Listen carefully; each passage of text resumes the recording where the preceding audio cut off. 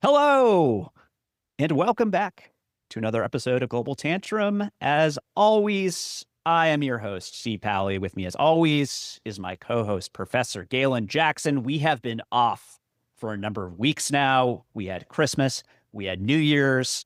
I went on a ski trip to Canada. It was awesome, but we're back. What have you been up to, Galen? Had family over for the holidays, was, really, really nice. Not Mm-hmm. relaxing, difference between nice and relaxing, but Yeah. Your good. your your family's kind of a diaper intensive still, right? At the moment, yes, which, Yes. you know, I've never felt older than chasing multiple kids around. You got any resolutions, man? Yeah, I've resolved to eat better and cook once a week.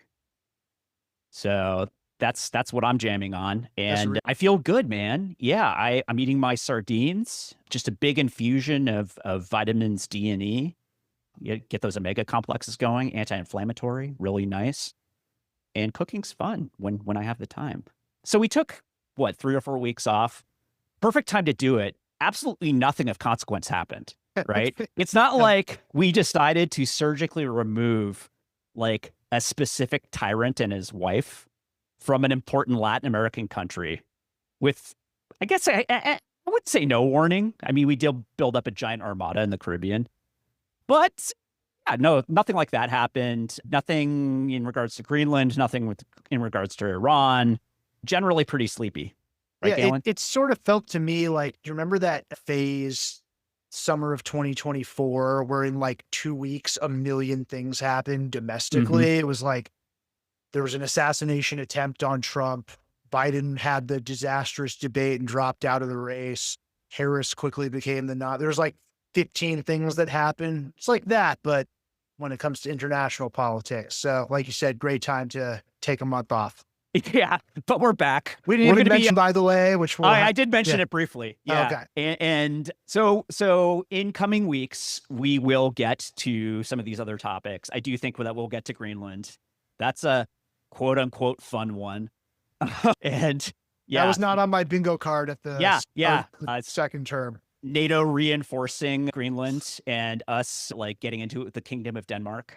The filthy, filthy Danes. The like the nicest people in the world. Or Iran. Iran, interesting, potentially very, very, very important. We'll get there. No, we're going to go back to Venezuela because on the what in the early morning or late evening, not during the day, I don't think I of think it was the very early morning zero hours, dark if I 30 or recall. whatever. Yeah. Yeah, and this was 2 weeks ago. Roughly.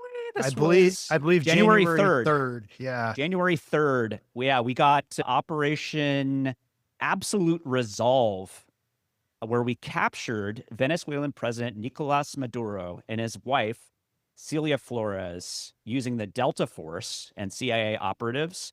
We apparently built a scaled model of his compound. We did one of those things.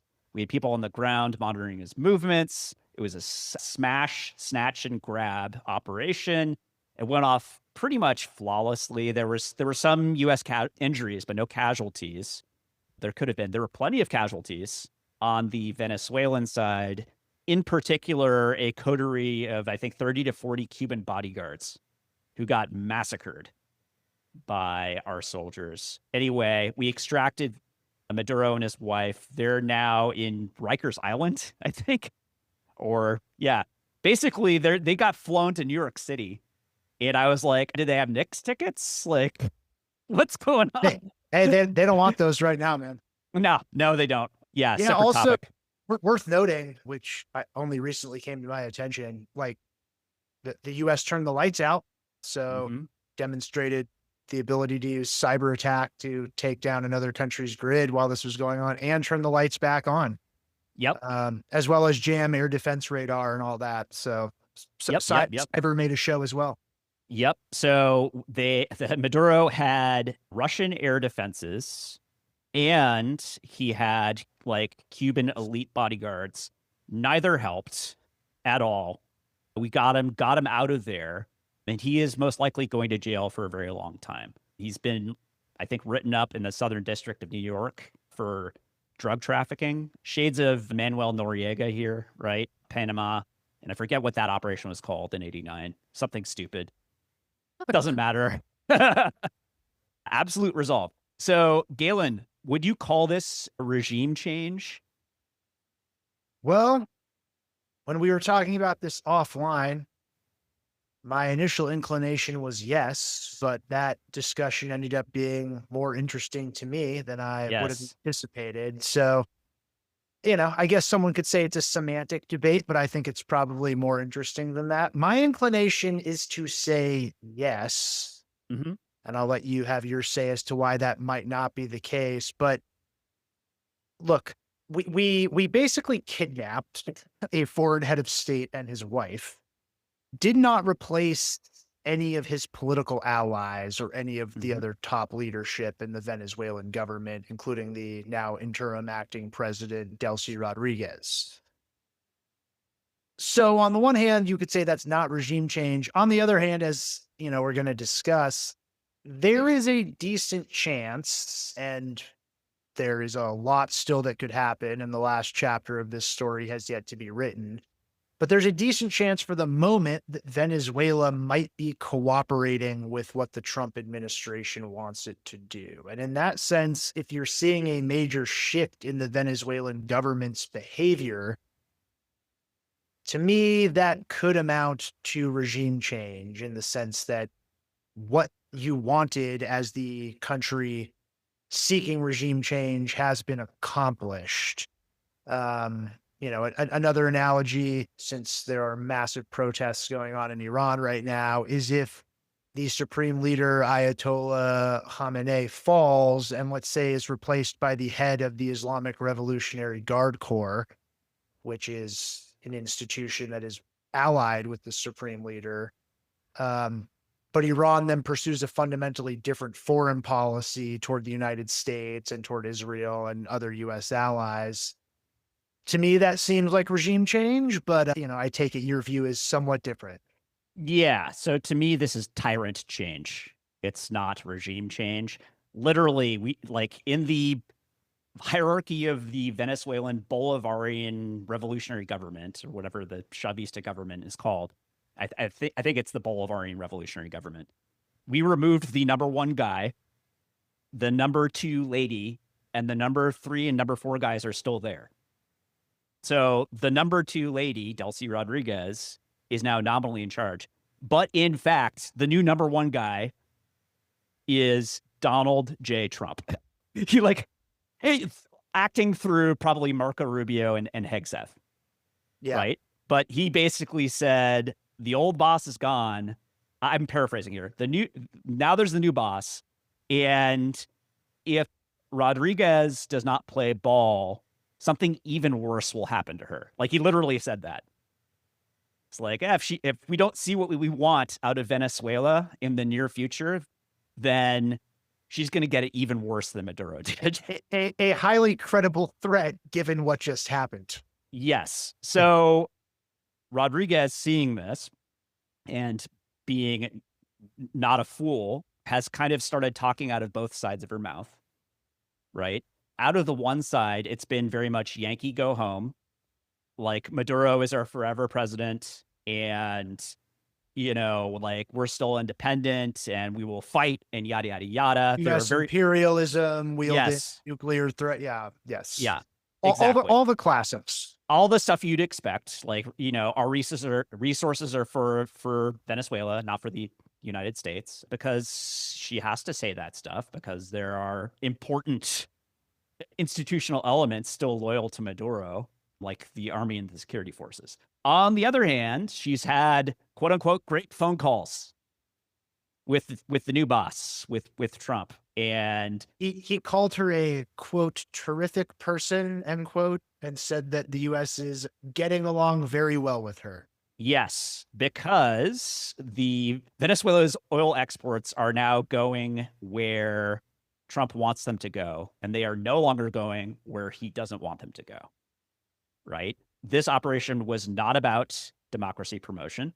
Machado, who received the Nobel Peace Prize recently and is the head of the Democratic opposition, in Venezuela, Trump kind of dismissed her out of hand as, again, I'm paraphrasing, being a very nice lady, but has no credibility inside the country. Even Yeah. though I think 75% of Venezuelans would like her or somebody from her Well, movement to lead. and her political ally, I think his name, yeah, Edmundo Gonzalez, Yeah, according to international experts, won the 2024 Venezuelan presidential he election. did.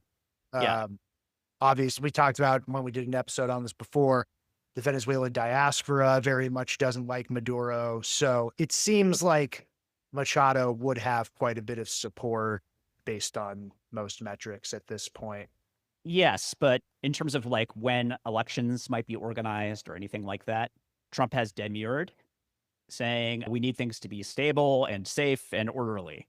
And there's no time frame on that. Until then, it's Rodriguez all day, right? And hey, man, even though the United States still has not elected a woman president, it is comfortable elevating a woman to be the president of another country as long as it suits its strategic interests. As long as she does exactly what Trump says when he says it. Oh, So I actually think Machado made a very brilliant move by giving or attempting to give away her Nobel Peace Prize. The Norwegians yes, really did not like that. But given everything I know about Trump and his desire to have a Nobel Peace Prize, I thought that was a very solid play on her part. It does not appear to have done the trick. As it for didn't. the disappointed Norwegians, I forget who said it, but you could argue it hasn't mattered in a long time. I think the famous quote was satire died the day Henry Kissinger won the Nobel Peace Prize. That's pretty good. Coming from the other side of the aisle, I've heard it argued that as something similar when Obama got it before he literally did anything other than We've when it. mentioned that in the past. Yes, Obama got the Nobel Peace Prize for not being George W. Bush. correct. Aspirationally, somewhat. Anyway, it turns out that you cannot transfer a Nobel Peace Prize. Yeah, she came and made the pilgrimage to the White House and gave Trump the medal, and he was touched. Not touched enough to put her back in charge of Venezuela, but Correct. maybe she's playing the long game, you know?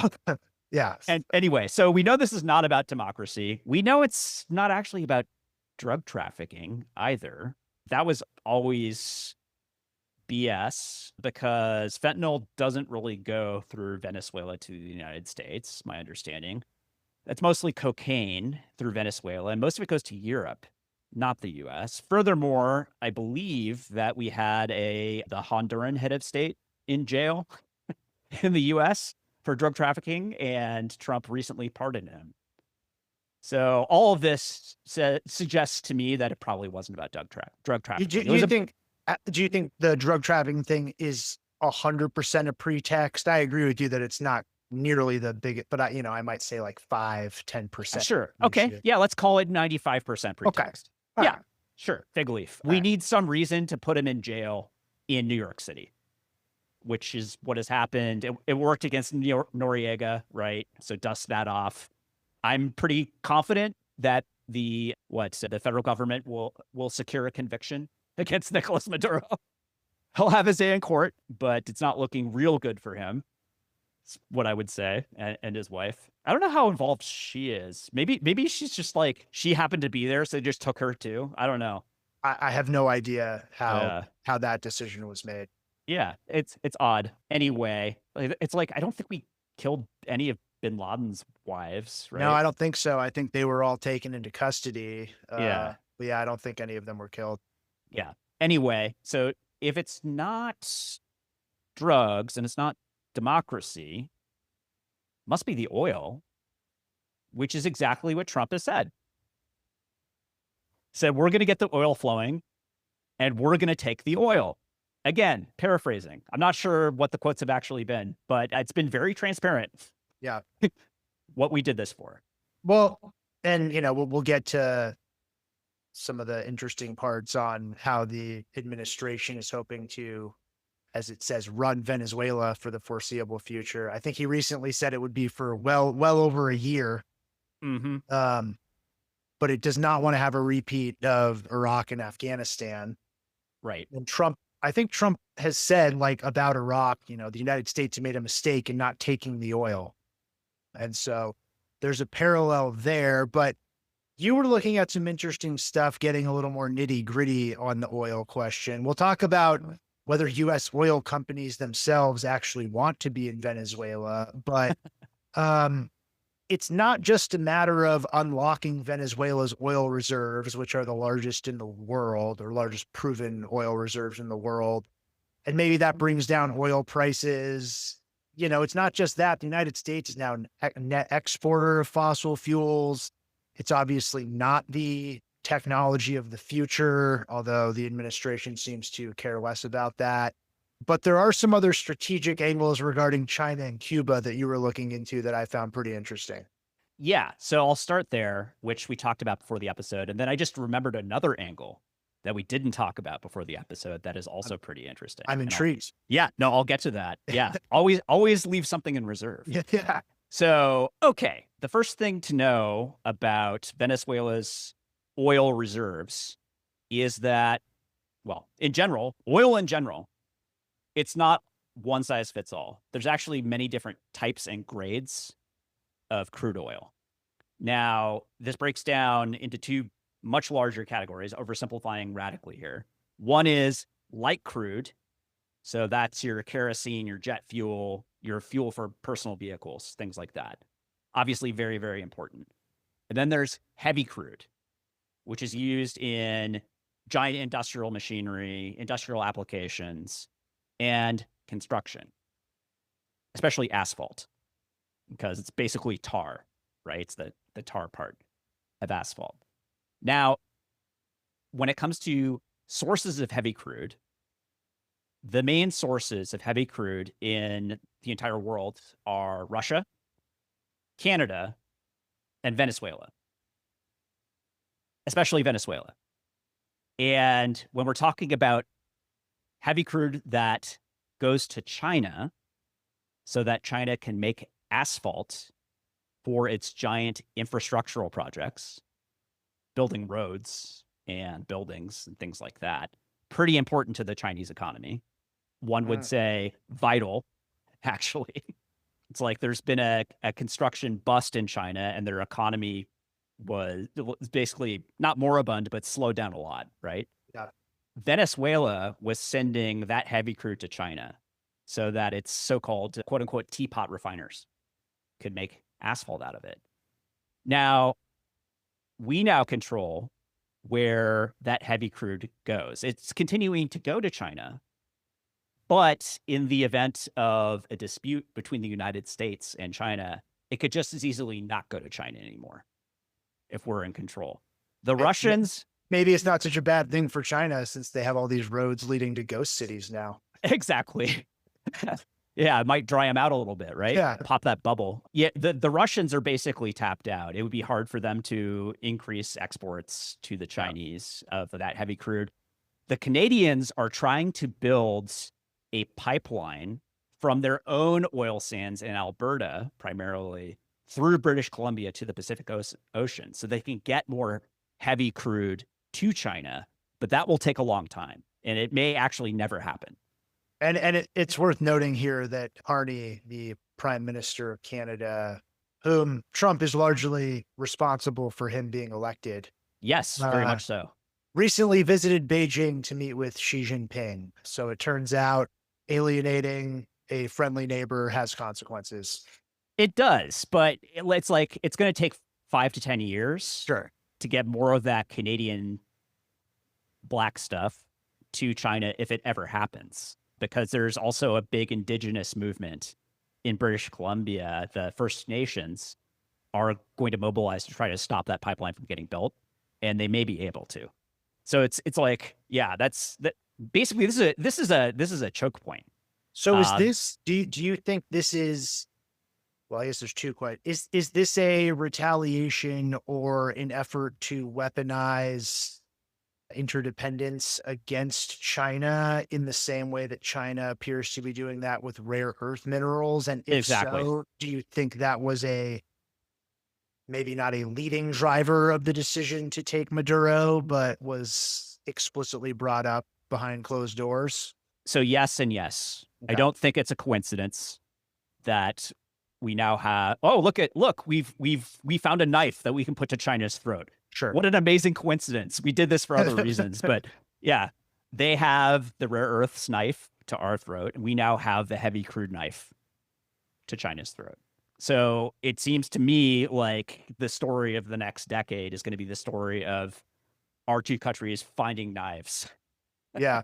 to I hold just to each want to other's throats. interject briefly, just like a more general point. I find that when talking about energy issues and international politics, it does take this more granular analysis of like understanding different types of Mm-hmm. petroleum and understanding the economics of it. You can't just say oil. It tends to be more complicated than that. So I think you you've helped everyone by digging into this a little bit more. And I am in no way an expert on this. We happen to know an expert on this, Professor Pasha Madavi at UC Santa Barbara, and we'll have him on at some point. Yeah. Yeah, Pasha, if you're listening to this, we'd love to have you on to give us additional color on Venezuela. He's been on the media, like the actual media, talking about this recently, and he's an expert on this subject. So it'd be great to get him. Crushing. Um, yeah, so that's China. Cuba is also interesting. So Cuba is not in very good economic shape at all. You go to Havana, they have like day-long blackouts. Apparently rotting garbage is literally piling up in the streets. And yeah, the Castros as such are basically gone. You know, there's new leadership, but it's still the Castroite communist regime. Yeah. And it was being propped up by very heavily subsidized oil provided by the Maduro government, going from Venezuela to Cuba to keep the lights on, like literally to keep the lights on. And that oil is no longer a going concern. And what do we know about the people who have been pushing for the Venezuela operation?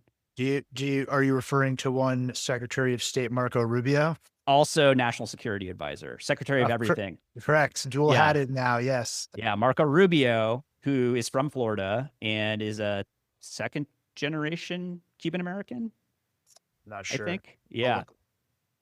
His parents immigrated from Cuba under, you know, communist revolutionary circumstances, basically. And he is very much not a fan of the Castro regime. His parents immigrated from Cuba. Yes. So, like many Cuban Americans, they would be overjoyed to see the end of the Castro communist regime in Cuba. And he has basically said, "Oh, you don't have oil anymore from Venezuela? That's really too bad. What a bummer. What a bad break for you guys." Another just general point tying all these things together, right? Like this is a very common thing you see with diaspora communities. So like to my somewhat surprise, like there have been calls to install the Shah's son in Iran. Like many Iranians who fled from the revolution were, you know, loyal to the royalist regime. The Venezuela diaspora is shedding no tears about Maduro getting kidnapped by the United States, and Cuban Americans famously have opposed the regime in Cuba for decades. So like this is a through line in all of these countries. Yeah. So you could say that Trump has killed a lot of birds with this one stone, not necessarily the birds that he's been talking about or that people have been discussing. Although Cuba is more obvious than China, I would say. Sure. I like the other thing worth mentioning a bit is like we talked about the national security strategy a few months ago. Like he clearly is interested primarily in the Western Hemisphere and Yes. reasserting the Monroe Doctrine, or I'm hearing it now referred to as the Don Road Doctrine. I hate that so much. So as do I, but you know, we've got to give the people what they want. Yeah, here we are. So there's that. I don't think either of us is convinced by this, but in terms of understanding this, there's this idea that there's a diversionary logic to this, that a time when it's politically not very popular, maybe, you know, have a diversionary thing going on elsewhere, and maybe it helps lower the price of oil, and affordability is a big issue on everyone's mind domestically now. I'm not convinced by that at all. Neither am I. Here's why. Policies have been unpopular and they remain unpopular. If anything, they're getting less popular. Yeah. And he doesn't seem to care. So that could point at a number of different things. But like I don't think this was about Yeah. a foreign policy win at all. And we'll get to, in a bit, some concerns his base has, about not Oh doing yeah, America first. But, the other thing that occurred to me is he has gotten away with some pretty aggressive policies in the past. So when I saw Maduro had been captured January 3rd, the very first thing I thought was, wow, that is almost 6 years to the day from when he decided to assassinate Qasem Soleimani. crazy. I believe that was January 2nd, 2020. Yeah, He obviously did the joint strikes against Iran's nuclear program this summer. And so far, he's gotten away with that level of force, what you might call surgical strikes. We'll see yeah, whether this turns out if that's how things go, if this actually leads to a surgical strike or becomes more of a quagmire. But yeah. to a certain extent, that has to have influenced his risk assessment that he's done things like this before, and the blowback has not been as significant as some people foresaw. It is interesting that, yeah, that like we're seeing this pattern with Trump where he will apply a lot of leverage to a very specific area over a short period of time to like try to maximize risk and reward. And as far as that goes, he's had a lot of success with it, honestly. Now, that's on the tactical level, Yeah, right? Not necessarily on the strategic level, not necessarily about the long term. right. All of that remains to be seen. And like, if there's a theme we've seen with Trump is that he cares a lot more about the short term than the long term. Could have something to do with him pushing 80. I don't know. But it is the case that like he's had a lot of tactical success doing this. I wanted to get to one more sort Yes. of semi-hidden reason to do this, and that is the neighboring country of Guyana. Is a small country next to Venezuela that within the last, I think, 5 years, discovered major oil reserves of its own, Hmm. especially offshore. I was about And to say before you were going to get going, just, in interest of full disclosure, I had no idea what you were going to say. So yeah, had you heard about Guyana? I'm aware of the country and its existence, but Yes, I had not understood the strategic logic at stake that was there's connected been to a the there's been an operation. oil boom in Guyana, which was this extremely poor small country that and like their GDP per capita has like I don't know how many times it's gone up, but it's like gigantic boom, in this tiny country. Maduro was making noises about a border dispute with Guyana over the past year or two. He was kind of doing this Saddam Hussein thing with Kuwait. And so that would be another reason to do this, Okay. to make Guyana safe for American oil exploration. I mean, this is like in keeping with what you said about Venezuela not being about democracy. This is like Woodrow Wilson turned upside down, making the world safe for oil exports. Like, Yeah. Yeah. Whether it's democracy or autocracy or theocracy, whatever, doesn't matter as long as they are exporting crude the way that we want them to, right? yeah. Well, so okay, I want to zoom in on what you just said about was that the That's it. okay. Yeah. I don't have any other details. I wanted to zoom in on this thing you said about short-term versus long-term success or tactical versus strategic success, right? Yeah.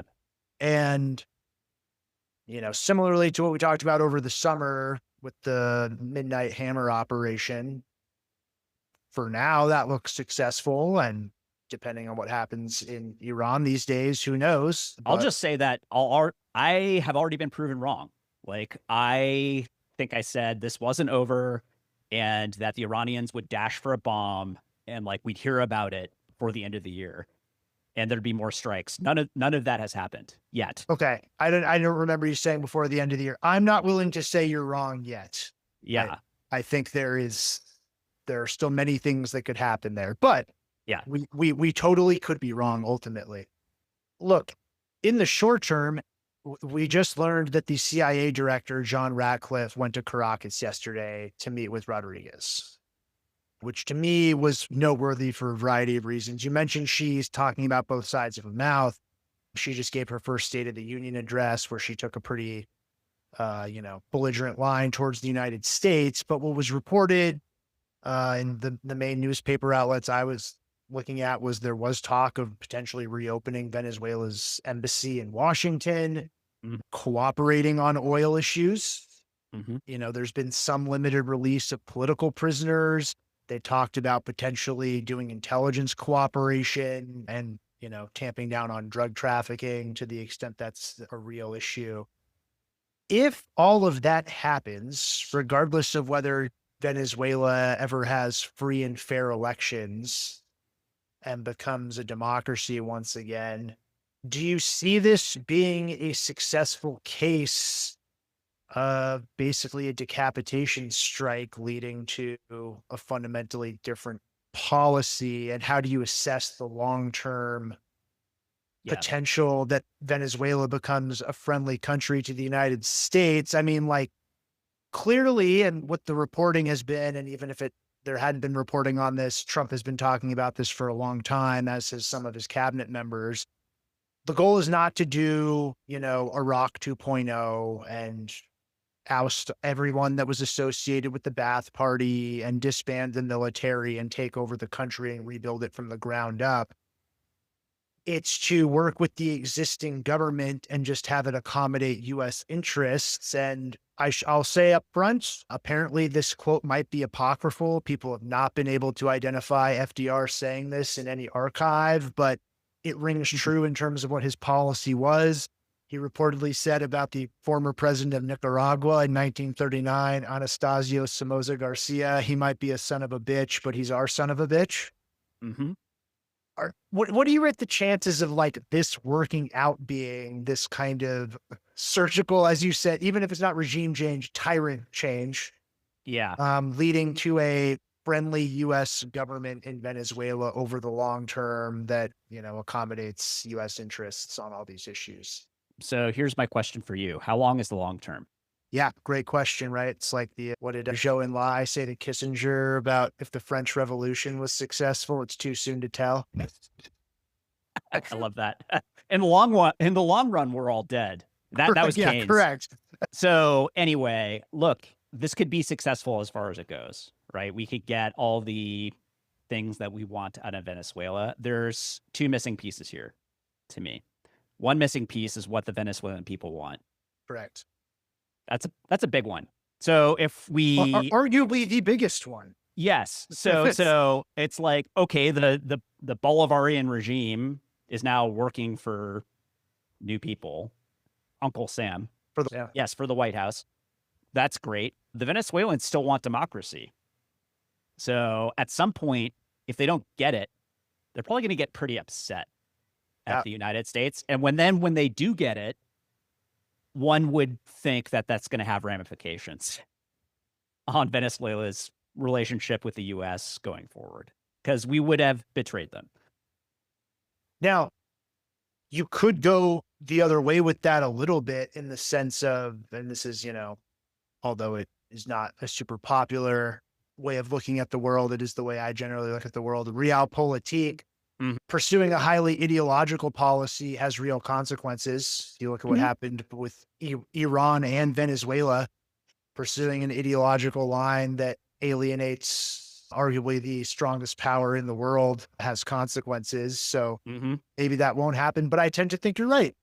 Yeah, And and like we've seen it before in the Western Hemisphere and elsewhere. we've seen it in Iran. Yes, That didn't work out very well for the United States. Mm. Although who knows, like, the long run from 1979 Iranian Revolution yeah. still happening, I've been right? thinking about. I'm teaching a class on the Middle East this semester. I'm like, what if the Shah's son, That'd because be he's, amazing. but by the way, I believe attended Williams College for 1 year, and his dad built him a house on the college golf course. Amazing.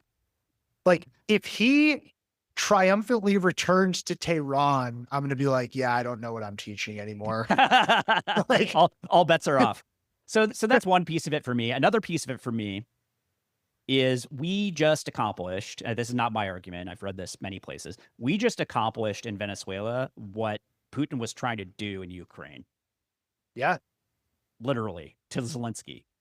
And he didn't do it right. And now he looks even worse, right?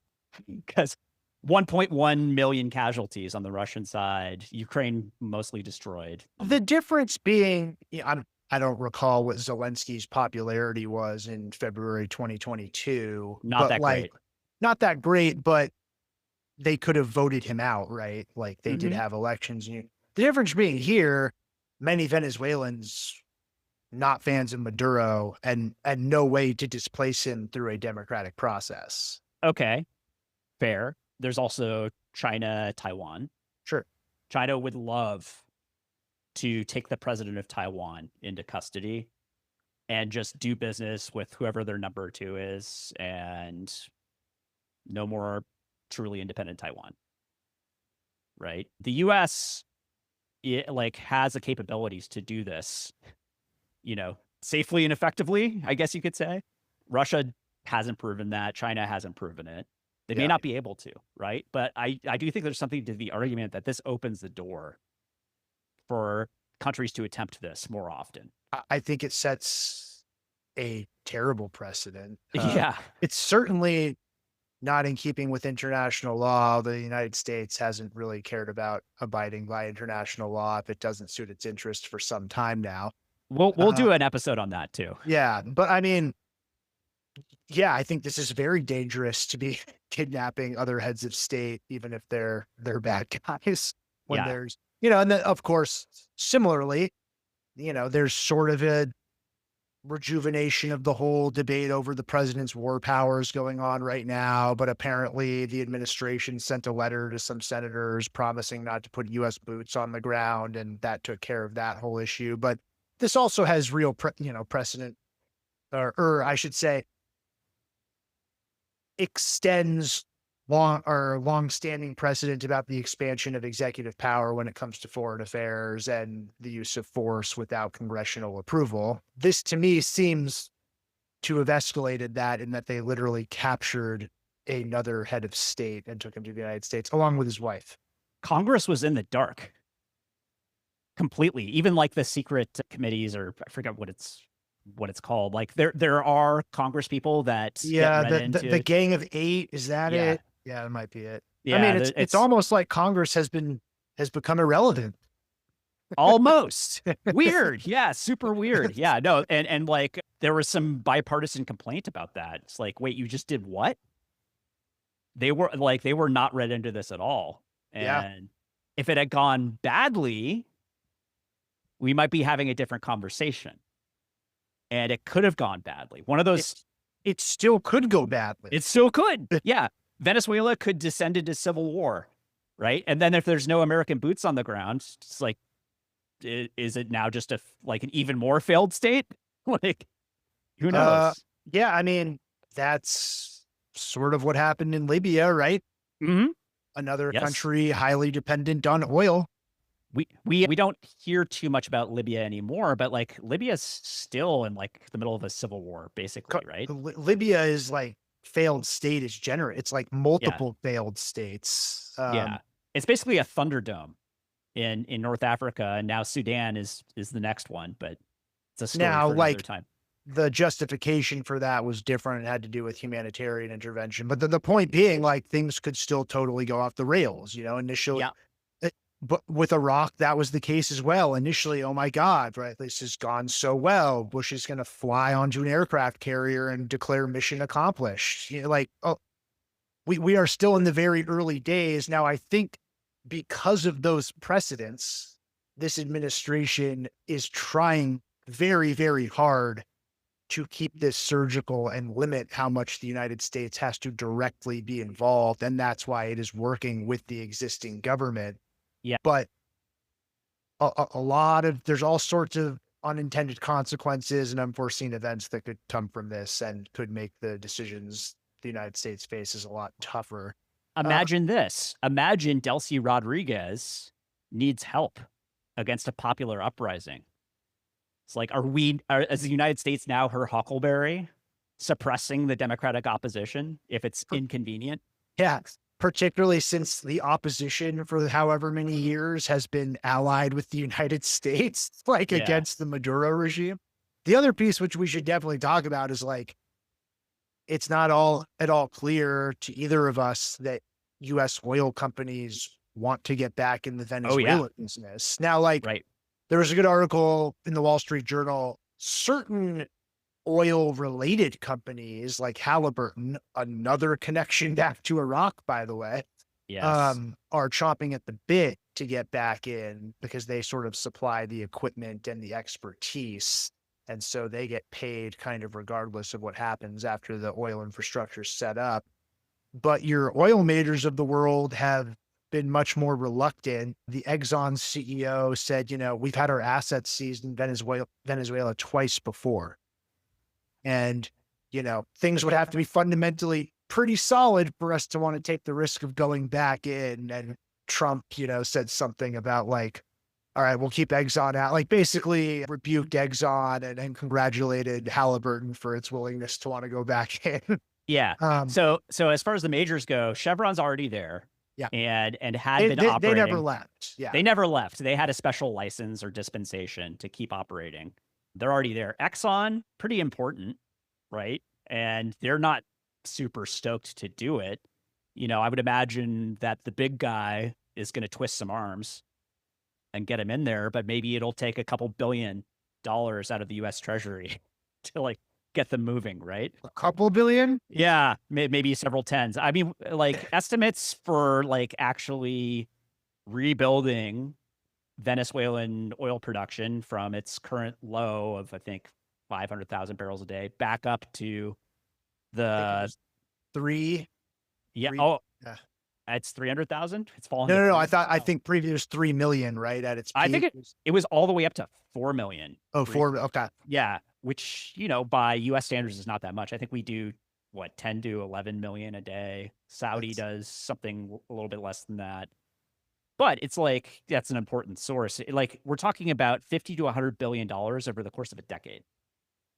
This is not something that's going to happen You're overnight. spot on, by the way. US Yeah. exports about 10.7 million barrels a day. Yeah.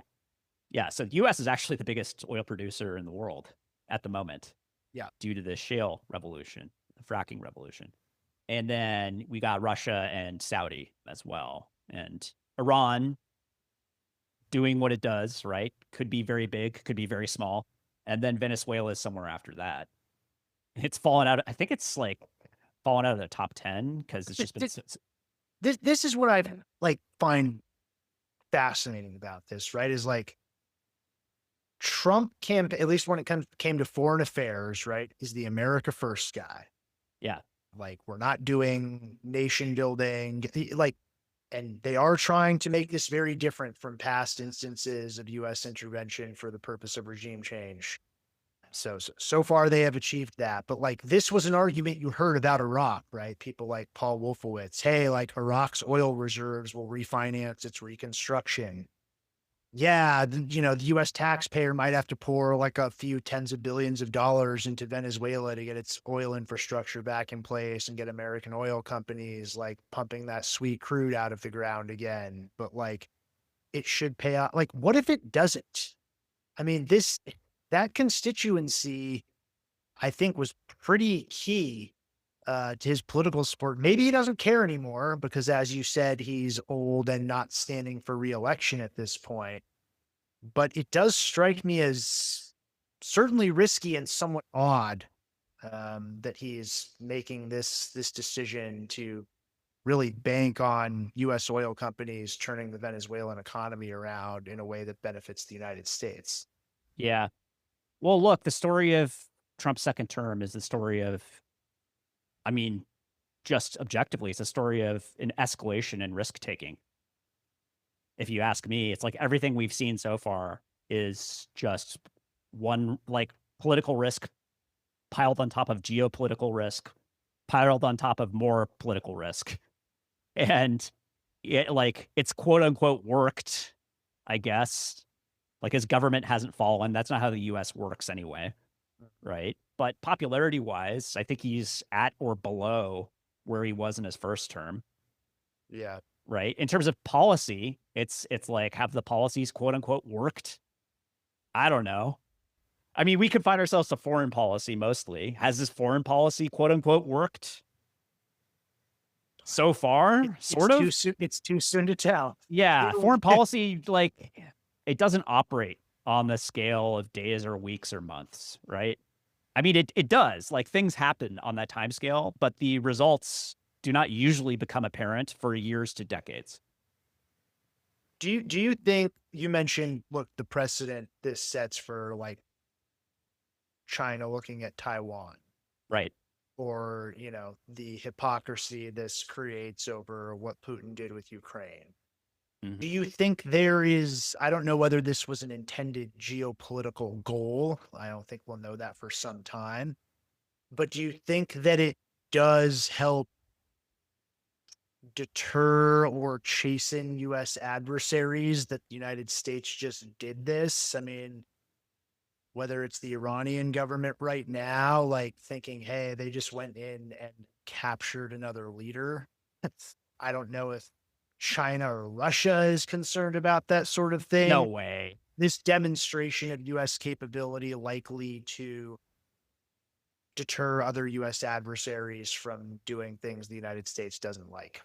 I don't think we can do this to Russia. I don't think we can do this to China. I don't think we can do this to North Korea.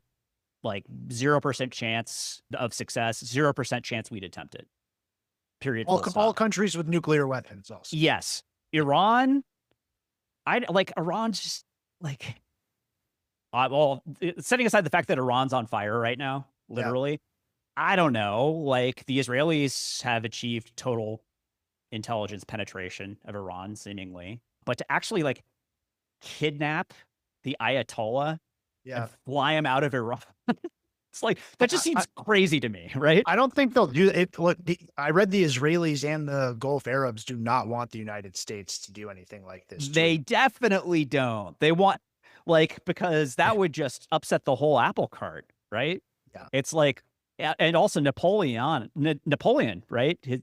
Like when your enemy is making a mistake, don't interrupt Don't him. interrupt him. Yeah. It's like let that play out, Yeah. And Trump, at least for now, like he was tempted to try to do something to quote unquote help the protesters. And he seems to be holding his fire for now, which I think is the right move For the best. Yeah. for the best for everybody, right? In the region, right? Because that is a wounded animal and it retains capability. Yeah. Smaller countries, your Panamas, your Venezuelas, you couldn't do this to Brazil. No way. Couldn't do this to Mexico. No way. I guess in that sense, it's not really different from things the United States has done in the past. Yeah. So Yeah. No, like if we're talking about like a semi-failed state that doesn't have a ton of security capacity, yeah, maybe we can do this. But the thing is, they're all going to be like watching for this now. We said in our first Venezuela episode, it's like this is Chekhov's carrier group, right? Why do we have this gigantic military buildup sitting offshore of Venezuela? Is it for show? It's pretty expensive, right? you know, yeah, we're blowing up yes. boats, but is that really what we're here to do? Mm, No, which I think we mentioned in that episode. So yeah, not like it wasn't obvious. yeah. Like they're gonna do something, right? Yeah. So now, if you have a giant, carrier group, American carrier group offshore of whatever developing country that we're confident we can get to the people in, then it's like, okay, those people need to like go all the way underground, right? So I think this is a thing that works once. Yeah. Well, I'll wrap it by saying I have serious doubts and reservations that this is going to just end smoothly Yeah. with everyone is happy. But I sincerely hope, for everyone's sake, particularly for the people of Venezuela, that ultimately there is an economic recovery, a transition to a viable state of democracy, and the country returns to some semblance of normalcy after, more than a quarter century of turmoil and antagonism with the United States. But like I said, I think there are real reasons to be skeptical that the story will unfold that smoothly. Yeah. The fact that things have gone okay for 2 weeks is not enough to extrapolate from. Yes. Right. Even to like later this year that like This everything's as wild as this operation was, and I sort of found myself surprised that I was surprised. Like, I thought in the Trump era, there was nothing anymore that would get my blood up like that. Like, this one, I was like, wait, we did what? Let's wait for Greenland. Yeah, maybe we should stop there, and that's Yeah. enough to set up for our next episode. Ay, ay, ay. What a time to be alive, right, But Galen? it's time to be alive. Yeah. All right. Should we leave it there? Yeah, let's leave it there, man. Awesome. Thanks. This has been Global Tantrum.